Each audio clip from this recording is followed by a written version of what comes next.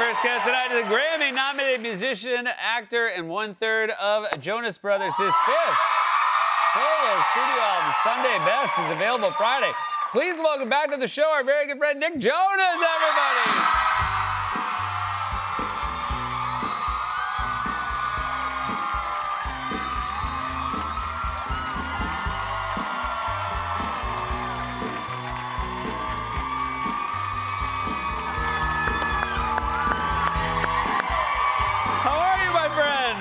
Welcome back. It's rare when they're that excited. They want to applaud you while you're standing, and then again when you're sitting. That's how excited. Thank you. It is so good to be back. I always love seeing you here. Congratulations. You wrapped up a massive tour with your brothers. 20 years. 20 years of Jonas Brothers. This was my favorite tour we've ever done. Yeah. It was 76 shows. That was just the North American leg. There's still more to come in other parts of the world later this year.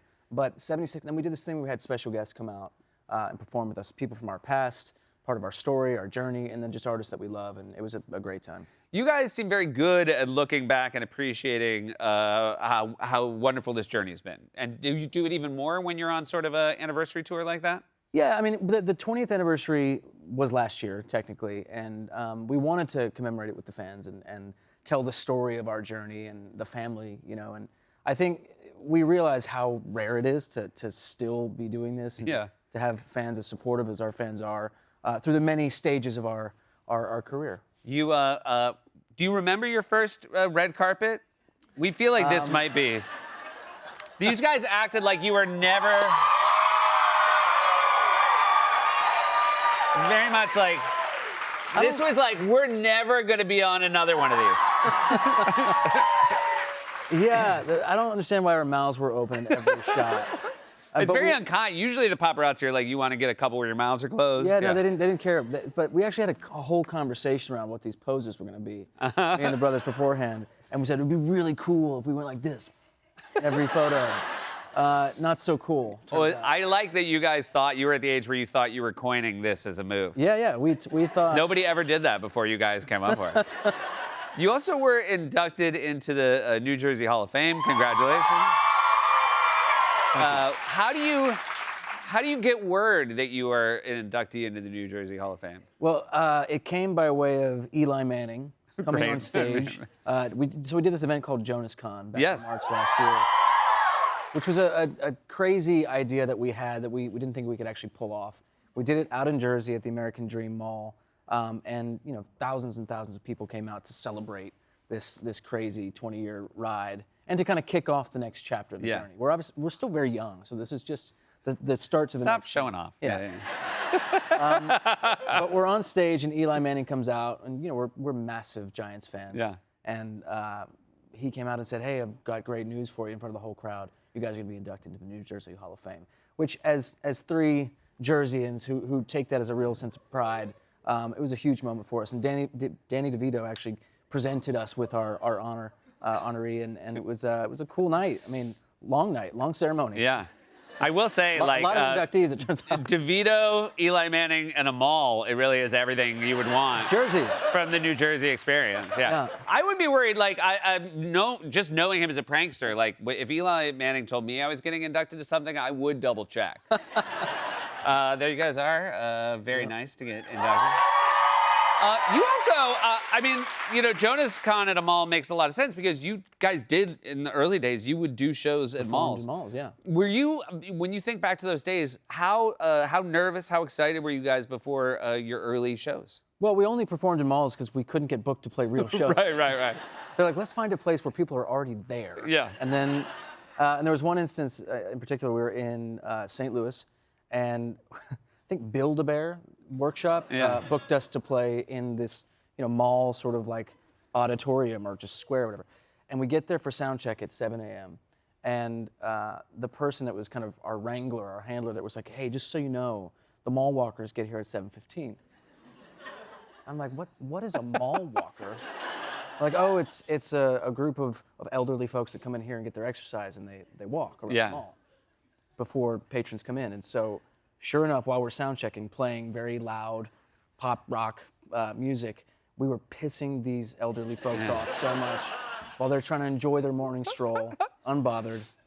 Safe to say, about 3 people showed up for our show. Yeah. But it was a good time. I would imagine when you're sound checking in front of a Build-A-Bear and old people are mad at you, that's when you're like, we made it. We made it. Yeah. That's when Disney called. They're like, That's "These guys Disney are call. We're stars." like, we heard you guys will play anywhere. Is this the first album? This is the first album that's This is the first solo.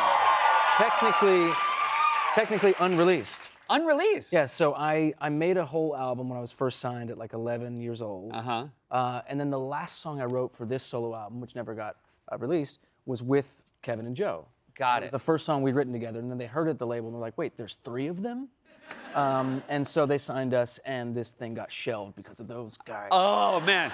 So this is Nicholas Jonas, but then the first album that was released was called Nick Jonas. Is that correct? First solo album, Okay. I believe, was called Nick Jonas. back Gotcha. in 2014. So this was like, you were so young, you were just bad at Too coming many up with names. album titles. Yeah. Yeah, I was homeschooled. You talk. They're like, no, we know your name. What's the title of the album? You're like, yeah, no, it's Nick Jonas. It's Yeah. Nick Jonas. How do you guys collaborate? You talk about the last song in the album as the 3 of you, and obviously you've maintained a way of being creatively in balance with one another. But you know, how do you make decisions? Is it 2 against 1, or do you wait till all 3 agree? It is kind of a 2 against 1 situation. Yeah. And it actually, for the most part, it works. Yeah. You know, with you and your brother, it's probably tough because it's Just 1 and 1. Yeah. By the way, I rewatched our day drinking episode recently. Yeah, with our friend Jack McBrayer. Friend Jack Three, McBrayer. Jonah I and a watched it McBrayer. with my mother-in-law, which was a very funny experience. Oh, yeah. Because I didn't realize we drink a lot. Yeah, we did. Yeah. It was fun, though. It's fun. It is. I try not to go back and watch them because then I'm like, oh, man, I got a problem. Yeah. I have a lot more questions. Do you mind sticking around, Yeah. you guys? This is Nick Jonas. We'll be right back. Welcome back, everybody. We're here with Nick Jonas, and you got a new album, Sunday Best. Look at that. That's a fantastic. I mean, look at that kid.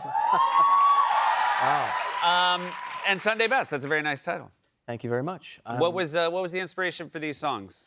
You know, it was kind of just snapshots of life and trying to give people a window into my world over the last, 2-3 years, and just some experiences that I've had. And the title stems from a lyric about, dressing in your Sunday best, going to church, and as a kid, and our dad was a pastor, grew up singing in church, and so there's a lot of like sort of gospel soul influences in this music, which is something that I've always kind of had in my music, but I leaned in a bit further and got to work with some incredible collaborators to make an album that I'm really proud of and excited for people to hear, and comes out. It's very exciting. And then I heard Priyanka gets to hear your music first. She does, yeah. How is she as a sounding board? Incredible, because she's really honest, which is important, and she's got really good ears. She picked Sucker. Okay. Long before I thought it would be a hit. Gotcha. And basically, I had this other song that I actually wrote about her, which I was like, this is the single, right? And she's like, no, it's this new one that you just played me just now. And she was right. And she's been right about a lot of things. Did you panic and go, oh, it's also about you? They're all about her. Your daughter is 4. Does she listen to songs? Does she have a take? When she's not listening to, Disney princess songs, Sure.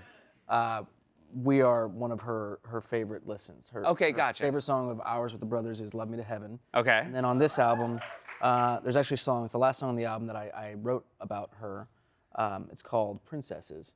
And, it's one of those titles that I thought would never get used, but I really liked the idea of, writing a song just about what most of our mornings are like. She walks in, she's like, let's play Princesses, and it's basically she's the princess, I'm the prince, we go to the ball, and we have a great time. At some point in time, she loses a slipper, you know how the story Yeah. If I was capable of writing a song about my sons, it would be called Ninjas Who Don't Listen and Won't Put Their Shoes On. Sounds like a hit. They would like it. They'd be like, all right, yeah, that's fair. You were back on Broadway last year, which is incredible. This is also incredible. You and Reba were on Broadway years ago.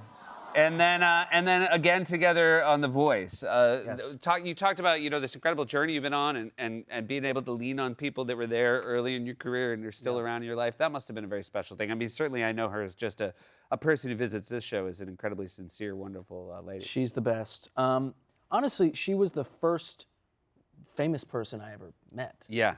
I booked this job at 9 years old to go and be on Broadway, and it was a dream of mine for my entire life.